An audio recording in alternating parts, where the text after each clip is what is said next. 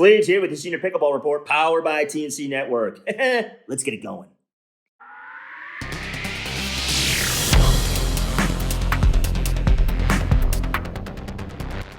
Okay, today we have an interview with Kevin Perkins from Crown Pickleball, talking about how balls are actually made and some of the choices manufacturers have to make and all types of fun stuff. But before we get to that, check out all the links in the description for discounts and shoes and paddles.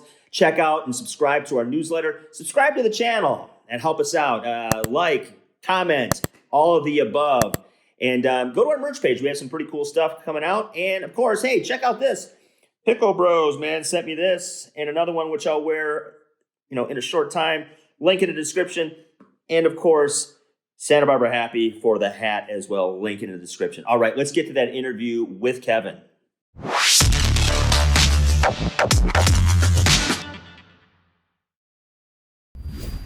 Okay, Kevin Perkins from Crown Pickleball. Welcome to the Senior Pickleball Report, brother.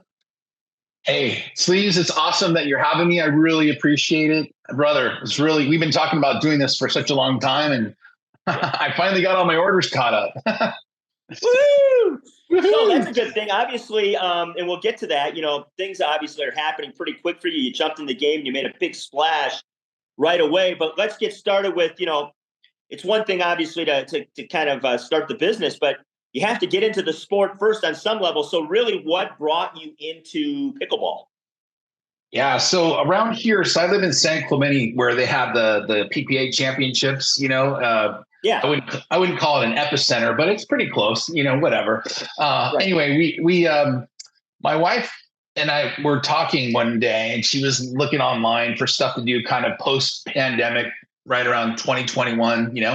And she's like, "Hey, we should do a pickleball class together." And I was like, "Pickleball? That sounds lame. The name's lame. Everything's lame, lame, lame, lame." And she's like, "Come on, it'd be fun. It'd be like a date night." And I was like, "Okay," trying to be a little more intentional with all that. And so I was like, "Let's go. Let's do it. I'll do it for you." That kind of thing. Yeah, really sweet. And then when I got there, I was like, "Oh, this is kind of fun, actually." And then I started playing, and I was hooked, bro. It was just like done and done, man. It was like gigantic ping pong. I was like, that's my jam. Let's go. Yeah, and it seems to be the common story. As soon as people step on the court, obviously, most of the time it hooks them. But as I've said to other people who've got into the business end of pickleball, it's one thing to play it. It's another thing to invest in the sport and blood, sweat, and tears in the whole bit, and start developing products and things like that. So talk about that journey, man, because you went from date night to running a business. How did that happen? Okay, so clowning around aside, I just to give you a little bit of background. So being by the beach, I actually grew up here in San Clemente. So I grew up surfing, was a lifeguard for 8 summers. Up and through the pandemic, up until 2021, actually, I was, swimming like anywhere from 1,500 to 3,000 yards a day, kind of a thing, and just very much a water person. And then when I got into this, I started, doing the one night a week thing with the class, and then was like, well, let's meet up on Saturday, Sunday with some friends, and then it became social, and it was like fun, it was like a whole different kind of level of to it, and then it just started getting more and more frequent. I started getting better. I did my first PPA here in town, about 2 years ago. And so I started practicing. So then I got more equipment, and then it was just like this, thing. Right. And so I felt compelled to give back to this sport, especially when I lost like 40 pounds doing it. I met a ton of really fun and cool people. I'm actually getting total knee replacements. My first one starting in January, and the next one in April. I mean, I'm like all in on pickleball. I mean, it's like I'm legit having the time of my life doing it. So I kind of don't see, going back to the water lifestyle as much. and really just kind of having fun with, just on a personal level, having super fun with the whole pickleball scene. It's a lot of fun. So fun. And at my age, I'm 52. I know this is the senior pickleball report. I might be a youngster, maybe to some, but it makes me feel 50 plus, brother, 50 plus. It makes me feel a lot younger as a person. I just, I think maybe we can talk a little bit about that too, but I think pickleball kind of brings it out in you a little bit. Yeah, absolutely. So why balls? Like what drove you to kind of go like, I'm going to get into designing and, retailing balls? Yeah. So I was, for the last, I don't know, year or so, as I started to improve or whatever, you start to pay attention to the gear, right? So paddles, balls, etc. And I just was kind of, disheartened by some of the equipment and namely the balls, right? So like the Duras would crack a lot, or the Franklins were really super mushy, in my opinion. And again, I'm not here to, disparage anybody else's brand. If you like a certain thing or you like a certain ball and you're hot to trot, by all means, the market is as big as it's going to, it's going to be a huge market. So there's lots of room for everybody. But that being said, I was looking at, I watched one of the other podcasts out there. I think it was The Dink or something like that. And they had a private equity guy talking about the business of pickleball. And, I've been doing entrepreneurial stuff for the last 20, 30 years. I've been a tech person by trade. So I built a lot of software and sold software and things like that.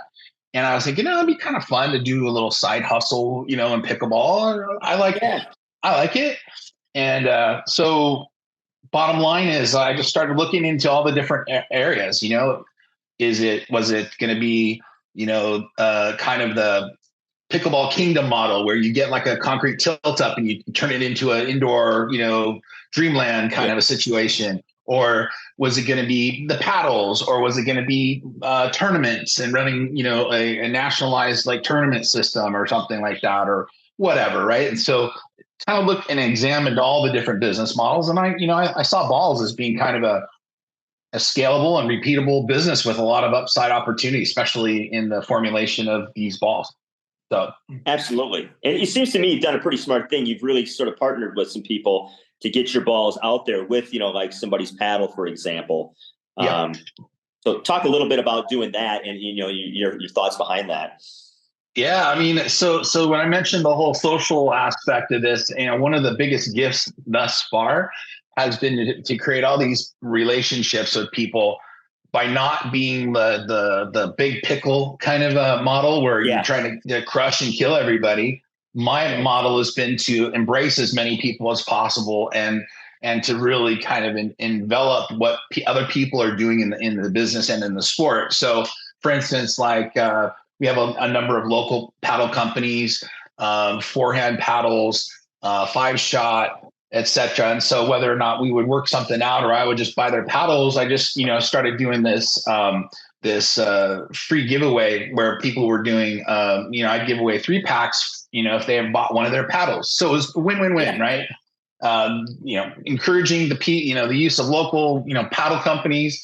3-pack for me is really not that much to give away, but then again, that my cost of acquisition is super small. So relatively speaking, so, and then, just developing into some really cool friendships, namely, Gregory Storm, from Raw, he was on your podcast. Well, yeah. Yeah. So he and I have really kind of hit it off. And in fact, we're talking about maybe doing our own podcast at some point here in the coming. Talking.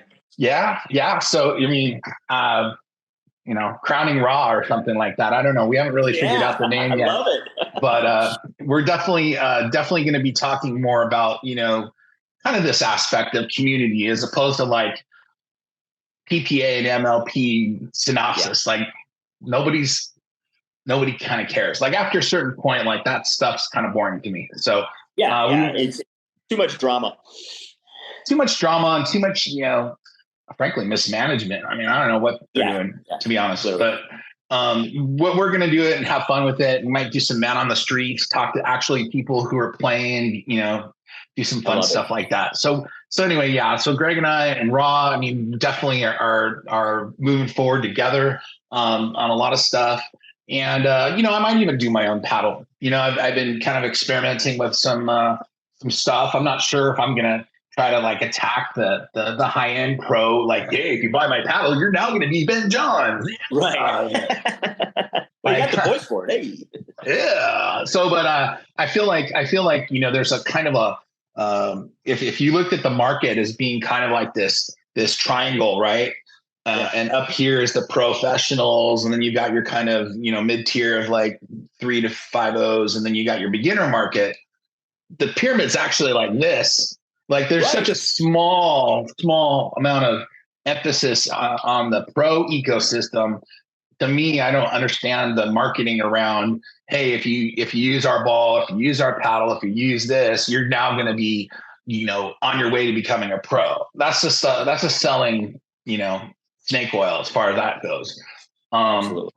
So for me, I'm more about the value in it. Like if I can generate a cool product like a ball or a paddle, and you don't have to lose your arms and legs to pay for it, and you want to keep coming back and be part of my community and what we're doing, shoot, I don't have to boil the ocean in one sail. Let's work together on this indefinitely. Let's be partners, customer business partners, forever. Yeah. And I love that approach because, the more people I talk to who are getting into the entrepreneurial end of pickleball, it seems to be a common theme that all ships will rise. We're trying to do the same thing. Not everybody's got to make $1 jillion. We're doing this because 1, we love it, and 2, it's fun. And if something comes from it, that's just another bonus. But, I love your attitude because it seems to me, at least I'm drawn to the companies and the brands that are creating a culture. And I feel like that's what you're doing with the balls and your partnerships. That's because I love Gregory for the same way. And some other companies that are doing that as well. And those are the ones that, for me, stick out because at the end of the day, they've created an experience for me that I enjoy, and I enjoy, getting to repeat that experience by interacting and, purchasing their items, using their items, whatever it happens to be. It's fun. It's exciting. There's always something new coming along, and they're not just about trying to sell paddles and balls. They're doing some things that makes their day, sort of fun. Yeah, and like Greg does some cool stuff for the honeybee farmers with his paddles.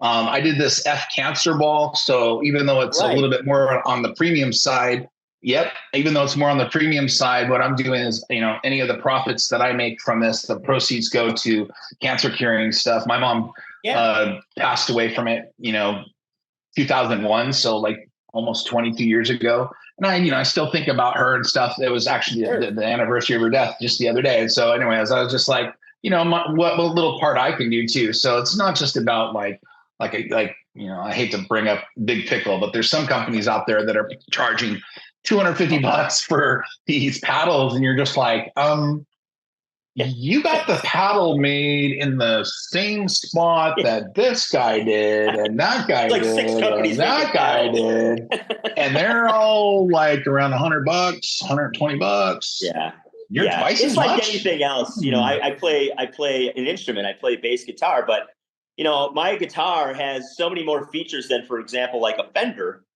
But it's not a Fender. So at the end of the day, it's like you are paying for that name, and people go out there. I had a guy tell me the other day who's an influencer. He goes, "Boy, you review a lot of paddles I've never heard of." And I'm like, "Yeah, besides the big 5 or whatever what you want to count, there's like 495 others that are making really good products at really affordable prices and doing some really cool things that these companies are not doing."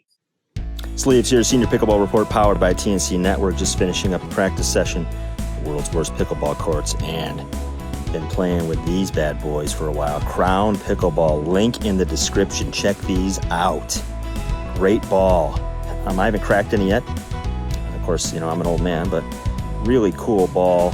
Coming pink in this color. They got outdoor, indoor, and I think they're going to be a major player in pickleballs because people are starting to kind of gravitate towards this ball. I know the podcast King of the Court, they love them.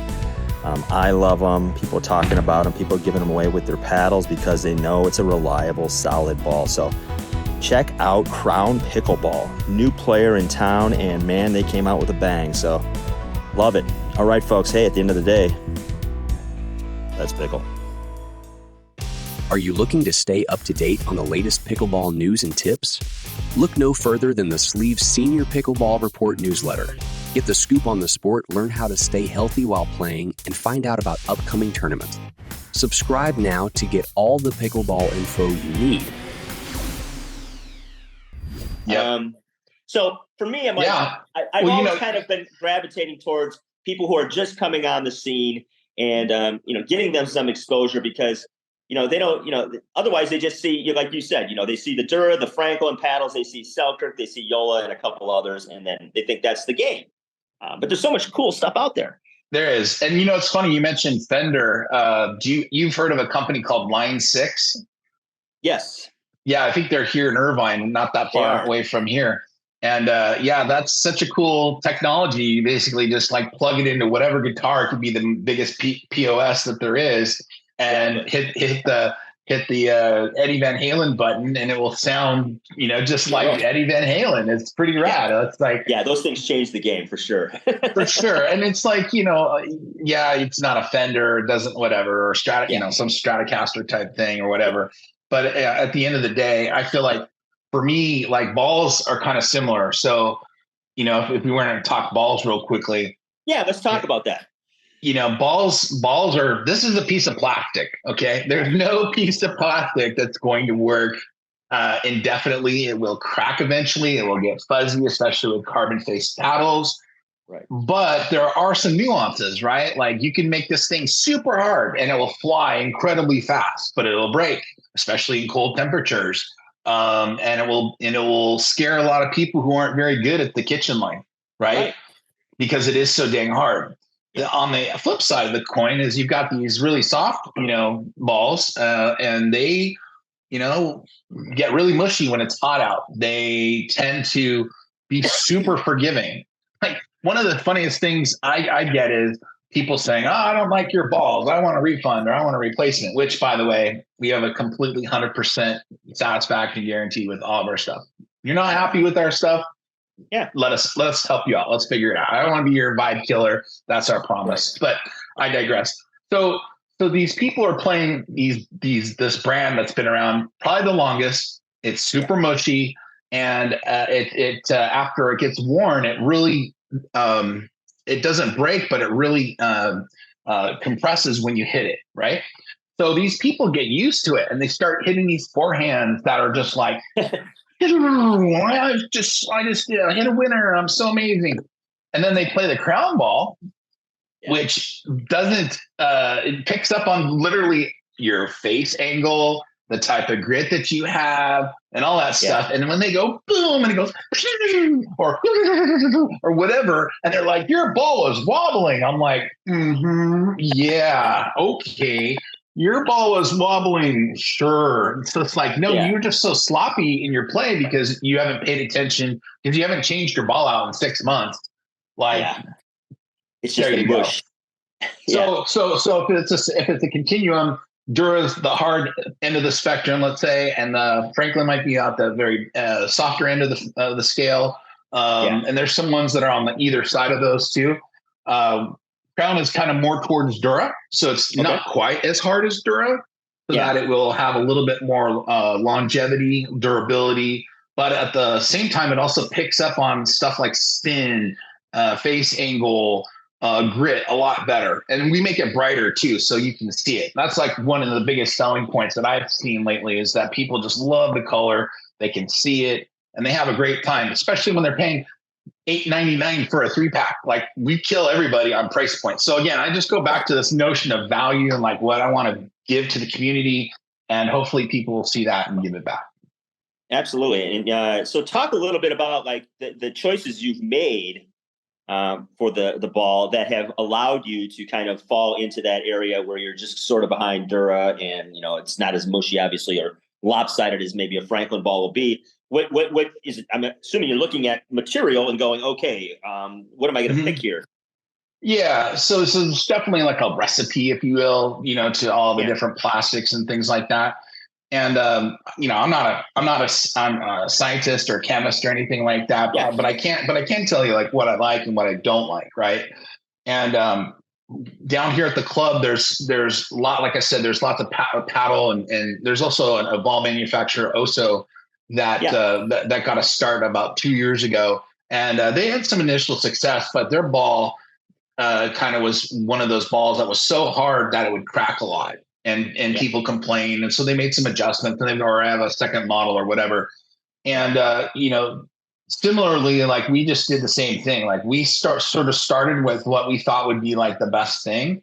And then as I, would get like a small sample set and just give them out to all my friends and say, play it. Let me tell, give us that feedback. And, they would say, oh, it bounces too much. So I'm thinking, okay, hard, Oso, Dura, like that range, right? Oh, it cracked. Well, how cold was it out? Oh, it was 45 degrees. Okay, well, that may or may not be the plastic, or just bad choices.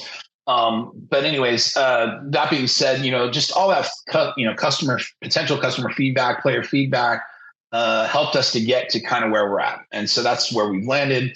Right now, we're kind of just going with that one SKU. I mean, it really is kind of a broad-based, temperature-wise, material-wise, all that stuff. It's really just a nice overall ball, and it'll degrade eventually. We're not promising that that it's going to be perfect. Yeah, it's plastic. But what else? Oh, the other thing is, we started with the outdoor ball. We also, did a version of the outdoor ball in pink, and then now we're doing the indoor ball. So the indoor ball is a little bit, so in the parlances of indoor plastic, we're definitely more on the harder side. And there's really no reason why, balls can't be hard, like an outdoor ball or whatever, other than people, in the past have said, oh, it might scratch like a basketball hard floor or something like that or whatever. For us, we're there's some brands like Gamma, Jugs, some of the other indoors that are a lot more softer and a lot more mushy, so that when you're hitting them, again, it's very forgiving. And so, if you have a tendency to kind of like not have a lot of control, you're going to get a better result with those softer balls, right? But this ball, like I played it yesterday at our Boys and Girls Club, it's an indoor, and it was really remarkable to go from like a Franklin to this, and have it just really super responsive, and to have firefights with an indoor ball are sometimes sort of like a slow volley, Like this is actually like a real firefight, So you can't squeeze this thing. Like most indoor balls, I can dent, and I got to really push to get any sort of. Yeah. So anyway, so that's this one. It's a little bit darker of a green. It's not as yellow. We are looking at some other colors that we're going to release here pretty soon. An orange, a bright yellow, and a pink, or like a reddish pink. Getting some feedback that some of these colors are a little harder to see indoors. So we got some of that coming out. We'll just, we're also going to do probably something, at least test it out, is that new LED ball for like parties and stuff like that. It's more of like a training ball, like one of those, beginner balls that you get in like the starter kits or whatever. But it has like a little thing that you screw in, and it turns on, and you can play like, I don't know, 50 or so games with it, or before the battery goes out or something like that. Anyway, we're going to have some fun.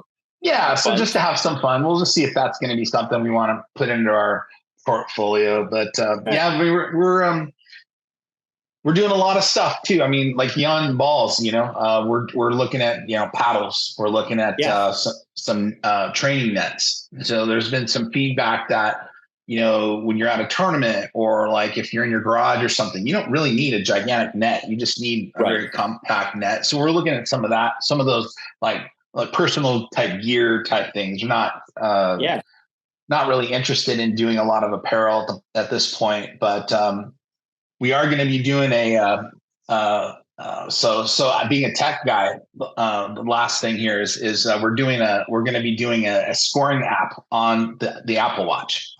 Oh, very nice. So basically it's super easy to take score. So there'll be no more like, hey, what's the score? That's not the score. As we get older. 100%. And basically, as you go and the game finishes, it records it to your iPhone, so you can go back and see what all your scores were on any given day. So that's kind of the initial app. We probably will expand it at some point and maybe tie into Duper or some other, Right.